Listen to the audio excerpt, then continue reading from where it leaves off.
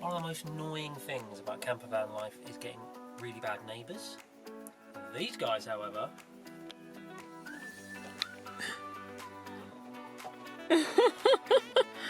Hola, chica! This is part 2 of our Spanish road trip, and we're kicking things off in the northwest of the country, exploring all the beautiful coastline. And then our plan is to head south through western Spain, which is a pretty untouched area, and we're going to search for wild wolves and vultures. So join us and Helga, our vintage campervan, as we search for hidden gems around the country. We started this part of the road trip on the north coast in this quaint little fishing village. It looked just like those popular coastal villages in Italy, but without all the crowds. And the next day we had to check the tide times before we headed to this place, but we ended up coming a bit early and had to wade through the sea to reach this magical site.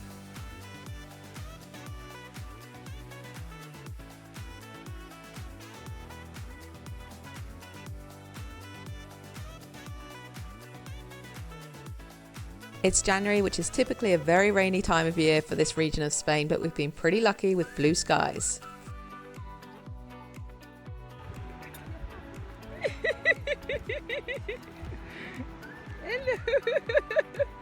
We spent some time parked up at beautiful beaches and even enjoyed a cold swim. We've got Helga parked over there. We just got a new neighbour. And beautiful clear water.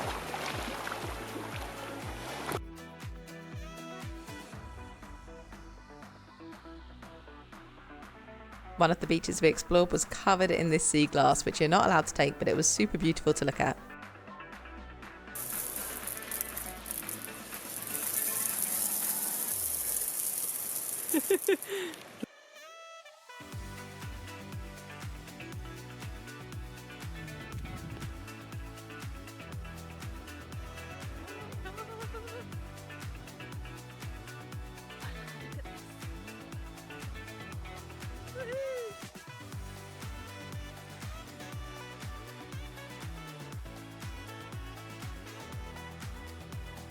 We spent the next couple of weeks in northwest Spain, driving along the coastline and camping in idyllic spots.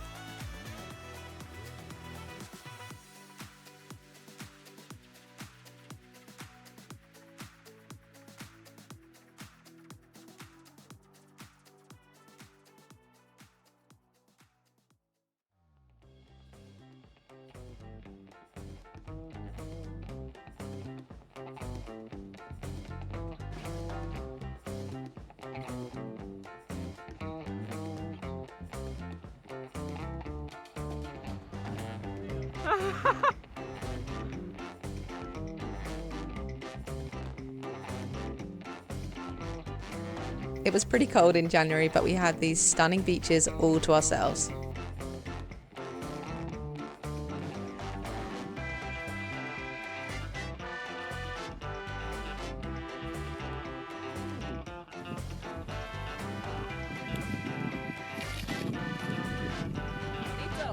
Muy bonito.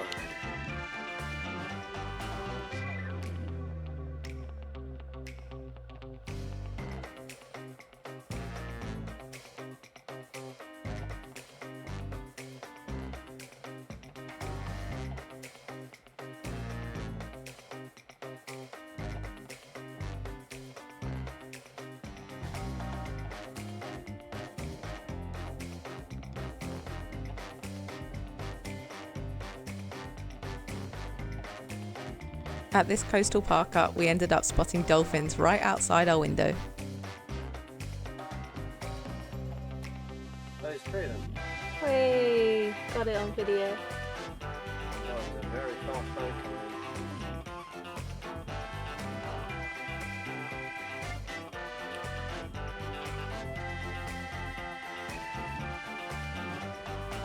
We have nachos for Nacho man.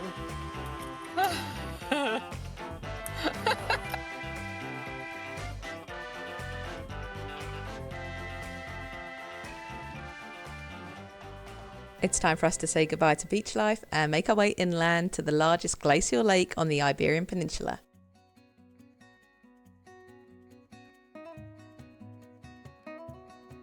Yeah. 3, 2. Oh no.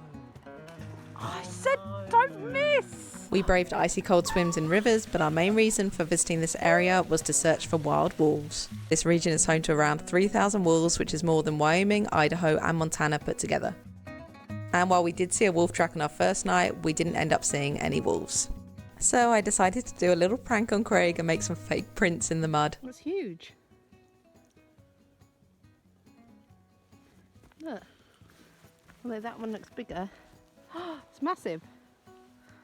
But that's like a bear print. It's almost got 2 sets of pads and then claws. How's that possible? And it's no trail afterwards. It's like 2 prints. Well, boom, boom.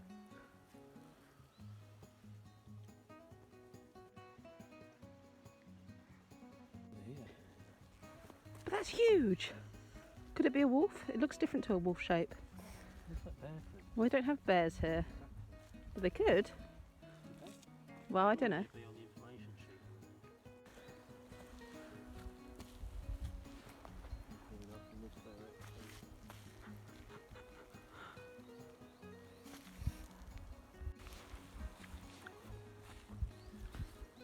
What do you think?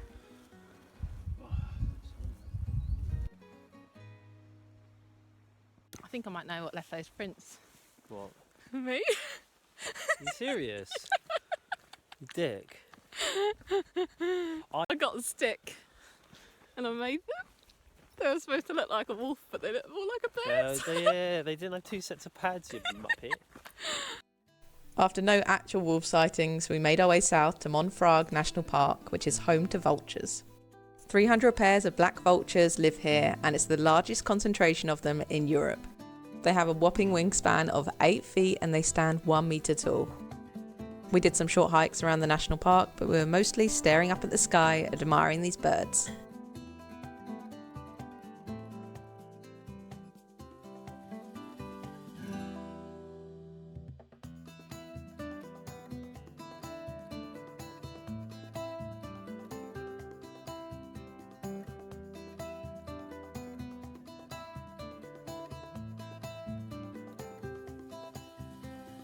One of the most annoying things about campervan life is getting really bad neighbours. These guys, however,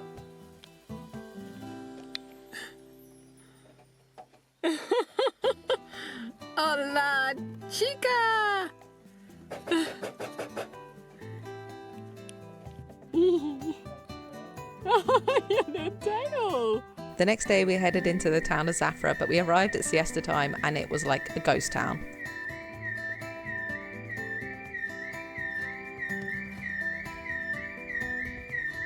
As we made our way south, we discovered there was a cave we could visit, so we decided to go on a tour there. It was really impressive in there and pretty remarkable that it's just hidden underneath a village. It was nicely lit up. Some caves have horrible fluorescent lighting, but this one was more natural and the watercolour was incredible.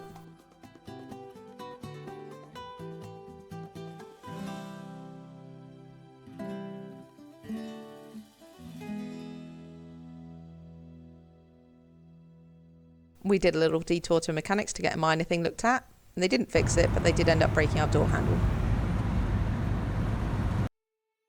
Our journey south took us to this otherworldly site, which is actually one of the oldest mining areas in the world and dates back 5,000 years. The mineral-rich soil was this incredible orange colour, and it was absolutely bizarre seeing these formations. And even the water in this lake was a pink colour. We also got to see an active area of the mine, and just as I was filming, it exploded. Oh my god! Oh my god!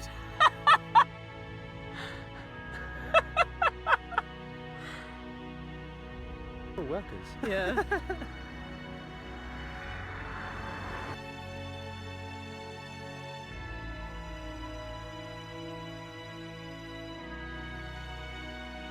We were treated to a fabulous sunset and got an early night before our next day exploring the area. Our first stop was this crater, which was built by the Romans as they mined for silver, and it now has a 25-metre deep lake at the bottom. And then we got to witness these red streams, which I was so excited about seeing because the colour is just mind-blowing. The water is really acidic and inhospitable to most life except for a bacteria which thrives here.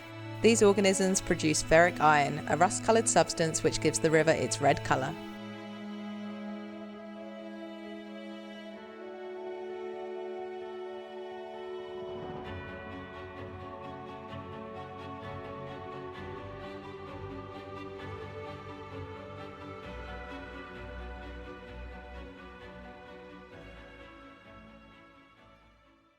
After a week travelling through inland Spain, we've made it to the south coast.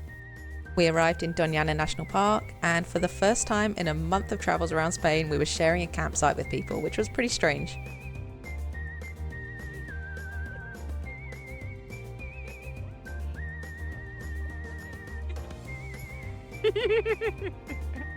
We spent a few days in this beach area, basking in the sun and walking down to the beach every day to catch the sunset.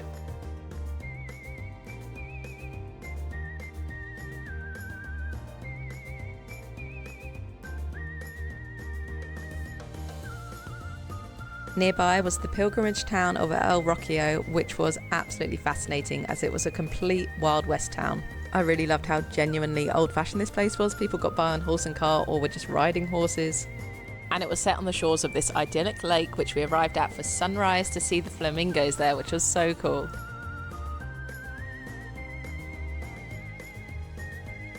Now it's time to continue our journey east along the south coast of Spain, searching for hidden gems along the way.